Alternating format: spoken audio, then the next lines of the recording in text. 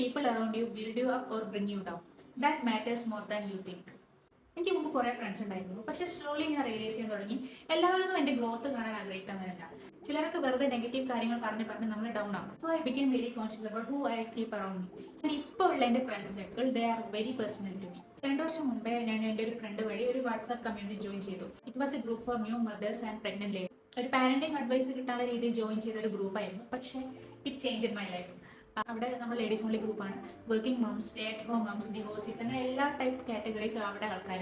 അവിടെ ആരും ആരെയും ജഡ്ജ് ചെയ്യുന്നില്ല, എല്ലാവരും ആരുടെ കുറ്റങ്ങൾ കണ്ടുപിടിക്കുന്നില്ല. Only we support each other. അവിടെ നമുക്ക് റിയൽ കണക്ഷനാണ്. ഹെൽത്തി ആർഗ്യുമെന്റ്സ് ഉണ്ടാവാറുണ്ട്.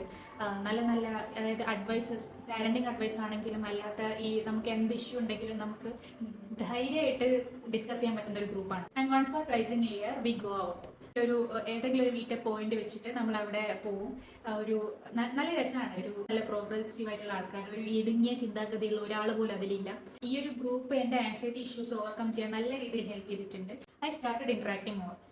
അപ്പം നമ്മളിങ്ങനെ ഒരു ഗ്രൂപ്പ് ഓഫ് ആൾക്കാർ, അതായത് നമ്മളെ സപ്പോർട്ട് ചെയ്യുന്ന ഒരു ഗ്രൂപ്പ് ഓഫ് ആൾക്കാരുടെ ഇടയിൽ പെട്ട we start to grow. So the thing is your circle defines U.